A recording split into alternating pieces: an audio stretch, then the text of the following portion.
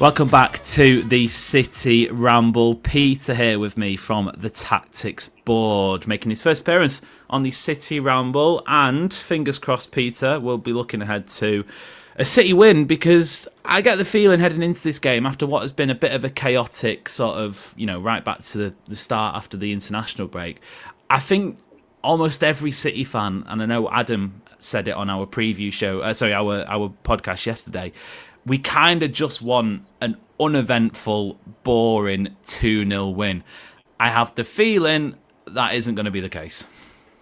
Yeah, I'd agree. I think Sunderland are a team that scare me quite a lot. Because when you look at the sides we struggle against, I think they tend to have those physical midfields, because we can't really compete with that. Like, Bernardo Silva's great at keeping it going, but if he comes up against someone like Noah Sadiq, he's going to get tight to him, be aggressive. I don't think he'll do that great. We saw it against Leeds. They have that physical midfield, and I think we struggled quite a lot there, especially to find the central spaces with Foden and Cherki. So I'd expect something similar against Sunderland too.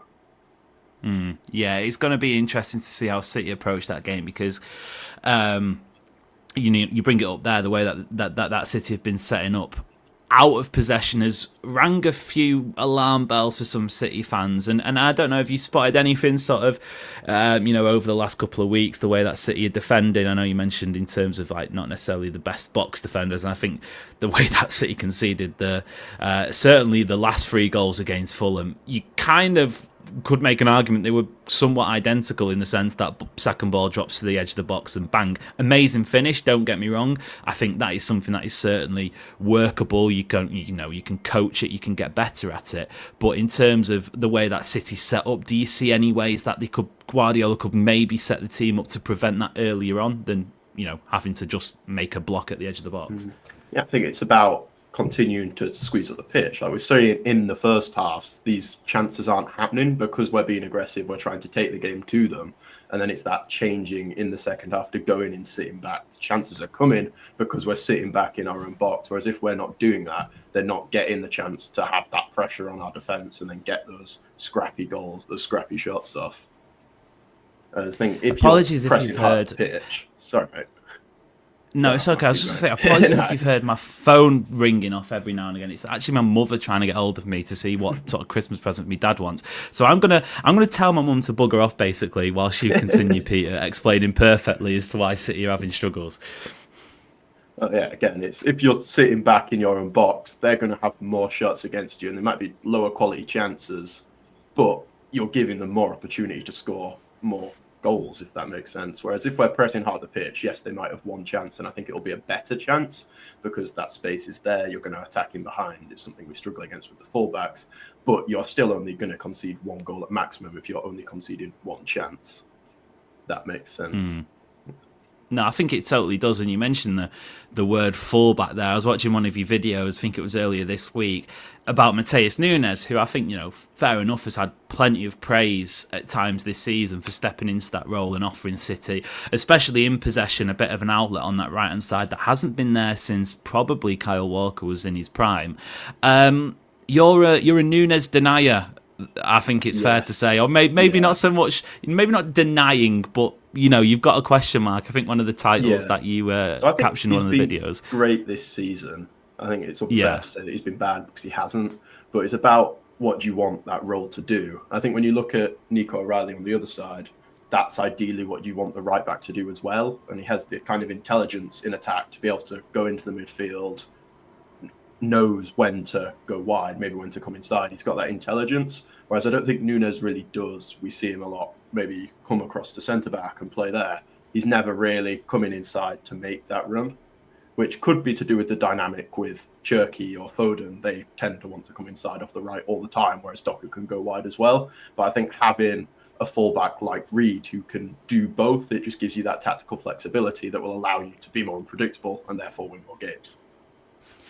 It's interesting because I think Villarreal springs to mind as a match where Nunes was certainly doing that inside role, inverted role a little bit more than we've seen him previously, where it has kind of been a nominal right winger at times, especially if your right winger, whoever that may be, Bernardo, Cherki, at times Savinho's drifting in a lot more. But we have kind of seen him revert sort of to type in that sense, and I don't know, I found it offered City a little bit more structuring that midfield, especially when, for example, Nico Gonzalez, I think it's fair to say he's struggling with keeping up that intensity because he's played, I think he started each of City's last 11 games or something like that since Rodri's gone down. So, I mean, I personally, looking ahead to the next couple of matches, I wouldn't be averse to seeing Kusanov come back into the team, because I think if you are going to allow Nico O'Reilly that adventurous sort of side on the left, it maybe makes more sense to have that stability at the right-hand side. And I'm looking at the Bernabeu one, I think it's Wednesday, isn't it? City's next Champions League game. I'm looking at that and going, maybe he could be a little bit more of a better option. I wouldn't want to drop him straight away, having not played proper football for a bit of time. I don't know if that's something that you're sort of subscribed to as well. I think I'm not a massive Kushner fan at right back either. I think is there anyone anyone that you want at right back? That's why I think we should buy a right back. I was a big pusher for Livramento in the same to be fair. It didn't happen. But I think my problem with Kushnov again is if we're playing this system where your right winger's coming in off the right side, you need someone who's going to get up high and hold that width, because otherwise the defense is just going to collapse on you. And the problem with Kushnov for me is I don't think he does that very well. I don't think he's very comfortable in advanced areas. And especially in a game where we're going to have the ball a lot, like Sunderland, you'd expect, I'd go Nunes every time. But maybe, in a more difficult game against Real Madrid, you're up against Vinicius Jr., I think he could come in there and do a job. I'm trying to think off the top of my head. Who when Kusanov was in that spell of, and don't get me wrong, it was limited, it was United, Napoli in half of the game against Arsenal. Would it have been Bernardo Silva who played on the right wing in those matches? Because he played with Bernardo against United. I can't remember. Yeah. But again, it's kind of like... It must have been because he didn't change the team, did he? If you remember, it was like sort of madness like Pep, not rotating at all for 3 games in a row. And by the second half of that Arsenal game, it was evident.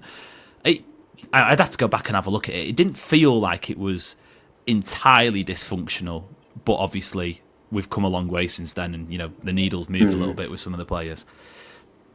I think for me at the moment, I think Cherky's the guy that you've got to get into the bigger games, though. And it's whether it works with Bernardo Silva, because Bernardo Silva's fantastic. He's so tactically flexible. He can play off the right, he can play in the middle, he can do basically any job you want him to. Whereas I don't think Cherky can do that. He's got to kind of come inside, and you have to give him that freedom. And therefore, the right back needs to be able to adjust to wherever he goes. If he comes inside, you've got to be able to go out wide. But if he doesn't, you've got to be able to go inside as well. I think you need that tactical flexibility again at right back if you're going with Cherky. But if you go with Bernardo, maybe then, Kushnov comes in. I think it's all about the dynamic between that right back and the right winger more than like an individual spot. No, that totally makes sense. And you're in charge then, as the debutant. Let's build this predicted 11. Who are you going for then? I imagine Donnarumma's between the sticks. Well, yeah. You're not fancying Trafford for a game? Not particularly. No, I think we'll stick with a big man. Yeah, although maybe he gets another yellow card and Trafford has to come in anyway. Right back then, as we've just discussed, you don't fancy either of them, but you go with Nunes. No, I'd go Nunes. Like I say, I think for me it's Nunes because of the relationship he gives you with the right winger, whoever that is. I think he's more versatile, especially in attack, than someone like Kushnov is. And in a game against Sunderland where you'd expect us to have the majority of possession, I'd go Nunes. For that reason. With, on the right-hand side, who are you going? I'll go Cherky. I think he hasn't played the last few games. I think he's been rested a bit. I think I'd bring him back in a game like this where you'd expect them to sit quite deep. I think you need that extra creativity. So I'd have him off the right. Yeah, I'm happy with that. I feel like Bournemouth, which, stylistically, Sunderland and Bournemouth, very different, but he did thrive in that game. And I almost feel like in away matches, Cherky's probably the better option off the bench, where you do need a little bit of a spark, where you can probably get away with starting him a little bit more at home. And maybe it's a coincidence that his best sort of games have come at home. I don't know, but it feels like that's probably something that that could possibly be worked with. Let's stick with the defence then and sort that one out before we move up the pitch. Gvardiol obviously had that incredible goal line clearance against Fulham in midweek. I assume there would have been a different defender there. I had to eat humble pie a little bit because I didn't actually want him on the pitch for that Fulham game. I felt like it was time for him to maybe have a little bit of rotation. I think regardless of that clearance, I still think possibly he should drop out the team just because he has looked a little bit leggy. But Diaz and Gvardiol, is very clearly Pep's number one sort of duo at the moment. I'd stick with Diaz and Gvardiol. I'd agree with you that he's been a bit suspect recently, but I think the issue is who do you bring in for him? Because obviously Ake played. I can't remember who it was against, but he did play. I didn't think he was great when he did play recently. So you're bringing him in without having many minutes into a big game against physical transitional defenders. I think you'd like the pace of Gvardiol. Maybe bring Kushnov in and go Diaz and Kushnov. But it's one of those two for me, and I think I'd back Gvardiol simply because he's had the minutes recently. Guardiola has spoke about possibly sort of sorting City's midfield fatigue out by bringing Nico O'Reilly or letting Nico O'Reilly step into an actual, defined midfield role, maybe a number 8 next to Nico, and possibly moving Gvardiol out on that left-hand side. Alternatively, you could use the 35 million quid left back you bought in the summer. Do you see Ryan Aït-Nouri getting into the team before he goes off to AFCON, which I believe will be after the Palace game? So Real Madrid, then Palace, then he's gone for possibly a month. Yeah, I don't know. I think when Nico O'Reilly's playing so well, it's so difficult to take him out. And I don't think it's so risky putting him into midfield. I think when we have so many other fantastic midfielders, I'd keep him at left back for now. But I do like Aït-Nouri as an option as well. I think he's fantastic in those attacking areas. I really liked his dynamic with Marmoush, I think, for the 30 minutes against Tottenham Hotspur right at the start of the season before he went off injured. I thought they were really nice. They had some great combination play. And I think they've kind of fallen out of favour again because Doku and Nico O'Reilly, they have such a nice dynamic understanding of each other that it's impossible to drop either of them. So for me, I'd stick with Nico O'Reilly, but I'm not against Aït-Nouri coming into the side. I think he's a great option as well. It's funny you say that because I remember when City signed Aït-Nouri and we were sort of looking at the fixtures and we're going, there's every chance that City's entire starting left-hand side gets ripped up at this time of year because of AFCON. As it goes, they've combined played about 100 minutes in the last 5 or 6 matches, which is, apart from that Leverkusen game, of course, which bumped it up a little bit. But in terms of what you would say, matches where Pep was taking it seriously, which is funny. I can definitely see Nico O'Reilly starting. For me, it's one of those games where I think there's going to be 1 or 2 changes, but I'm not entirely sure. Well, obviously, I totally agree. I think Shirky probably comes into it. I do reckon there's maybe 1 in the defence, but I'm not sure. Nico G gets rolled out again, I am imagining. Yeah, I just don't think there's another option who can do the role he does, especially defensively. I think maybe Ryan does, but not for me. I'd have Nico G in there again. Yeah, we saw against Aston Villa in that ill-fated 70-odd minutes that Reinders played as the holding midfielder. And, it's funny, Pep tried it against, I think, one of the teams in the Club World Cup, one of the minnow teams, and I didn't think it looked great there. For me, Reinders' positivity that he brings to the team is certainly in advanced areas, and, we saw that against Fulham with that running behind. Does he get rewarded with a 3rd consecutive Premier League start then, Tajani? For me, not in this game, because I think you need that intelligence of someone like Bernardo Silva in there.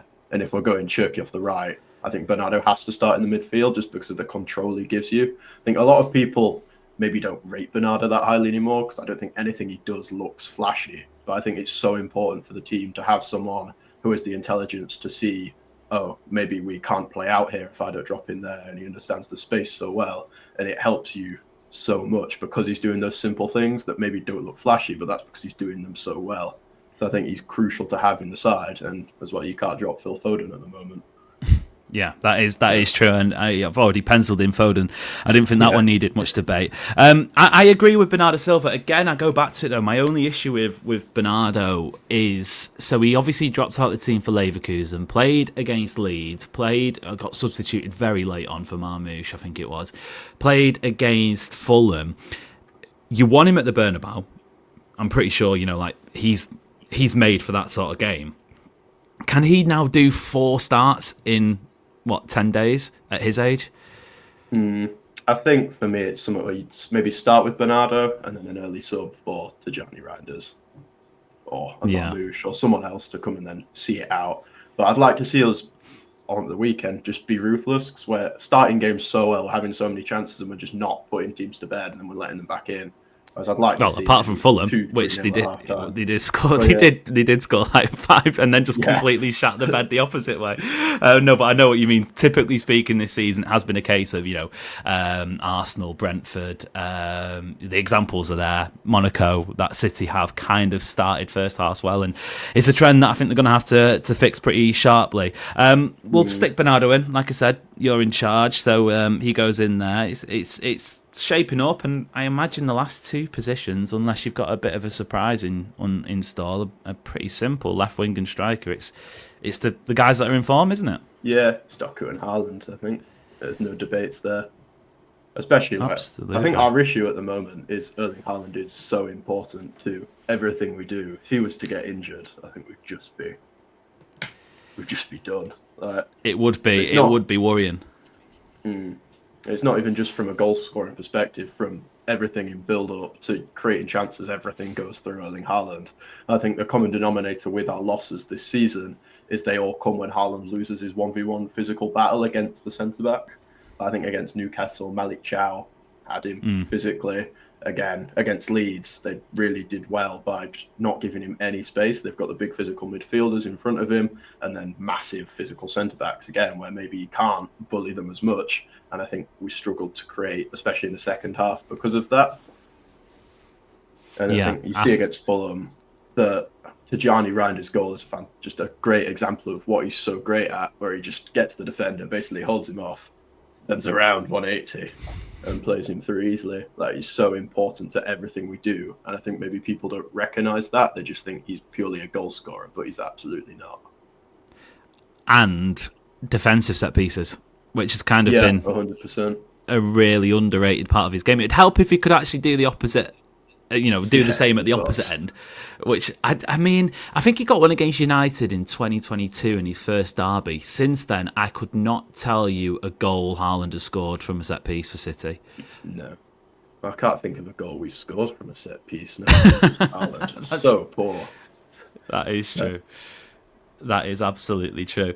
Okay, Donnarumma, same back four as we've seen pretty much, well, for most of the living memory this season. Nico Gonzalez, Foden, Bernardo, Doku, Haaland, Ryan Cherki. I think if I'm making or suggesting one change, possibly I see Bernardo Silva out of the team just because of the physicality, not even just Real Madrid, but Selhurst Park next weekend. You don't lie about them coming thick and fast. No, I think that's the issue now. It's the Premier League. Everyone's so good. I think you see so many conversations about the average ability of the Premier League maybe not being good now, but I think it's more that everyone else is just so much better than they used to be. Like when we did 100 points, you'd rock up to Bournemouth, beat them 8-0 easily, whereas now every game's so difficult, it is so fatiguing. Yeah, I think we're definitely sort of seeing that, especially in this period of time as well. Final word then, Peter, before we get out of here. Is this a must-win for City, given the sort of the rockiness of the last couple of weeks? I think every game's a must-win now, with how good Arsenal are. But yeah, you want to be at home, beating Sunderland quite comfortably and showing you can do it against these physical sides who are going to be pragmatic and try and hit you on the counter, which is something we've really struggled with. So yeah. Yeah, I think I agree. I don't think you can be going into the next couple of away matches as well with another sort of defeat on the record, especially given how shaky those wins were. Well, fingers crossed it is as simple as we've made it out to be. Mr. Guardiola, if you're watching, it's as simple as that, just win. Peter, it's been fun to chat to you. Thank you very much. Yeah, you too, mate. It's been great. Links for all of Peter's content on the tactics board are in the description of this episode. Listeners, watchers, wherever you are consuming this lovely podcast, please make sure to leave a rate and leave a review. If you're watching on YouTube, leave a thumbs up, hit the subscribe button. You know the drill by now. If you're not, what are you doing? We'll see you on Monday. Until then, it's been a pleasure. We'll see you later.